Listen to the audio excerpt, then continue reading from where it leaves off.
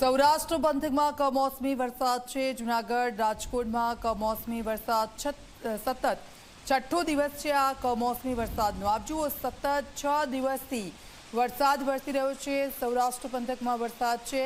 જૂનાગઢ રાજકોટમાં કમોસમી વરસાદ। હજુ જે ઉનાળુ પાક લેવામાં આવ્યો છે તે ખેડૂતો ખૂબ ચિંતામાં છે, કારણ કે તેમનો ઉનાળુ પાક આ વરસાદે બરબાદ કરી દીધો છે।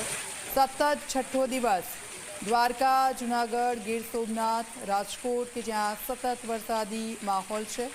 વેરાવળમાં વરસાદી માહોલ છે। નીચાણવાળા વિસ્તારો છે આ ભારે વરસાદને કારણે પાણી ભરાઈ ગયા છે। ભર ઉનાળે ચોમાસા જેવો માહોલ સર્જાઈ ગયો છે। આપ જુઓ, સૌરાષ્ટ્રમાં વરસાદ છે, બીજી તરફ ઉત્તર ગુજરાતમાં વરસાદ છે અને આ વરસાદ ખેડૂતોને સતત સતાવી રહ્યો છે।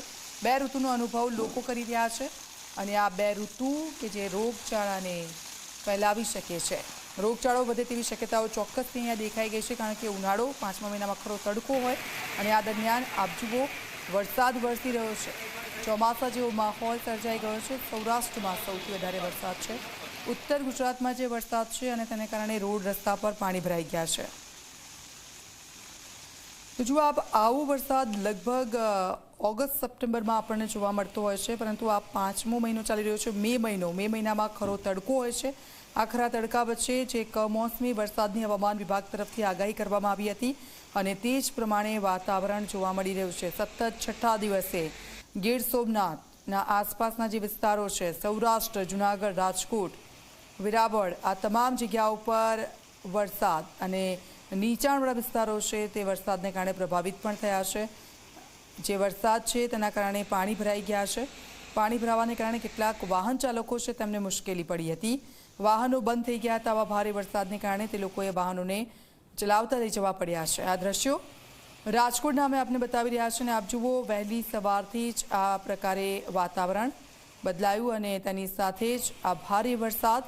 સૌરાષ્ટ્રમાં વરસાદનું જોર સૌથી વધારે। ઉપલેટાના આ દ્રશ્યો અમે આપને બતાવી રહ્યા છે અને ચોમાસામાં જેવો વરસાદ હોય છે તેની તીવ્રતા આપ જુઓ। ઉનાળામાં મે મહિનામાં આ માવઠું છે એ ખેડૂતોને ચોક્કસથી હેરાન પરેશાન કરી રહ્યું છે।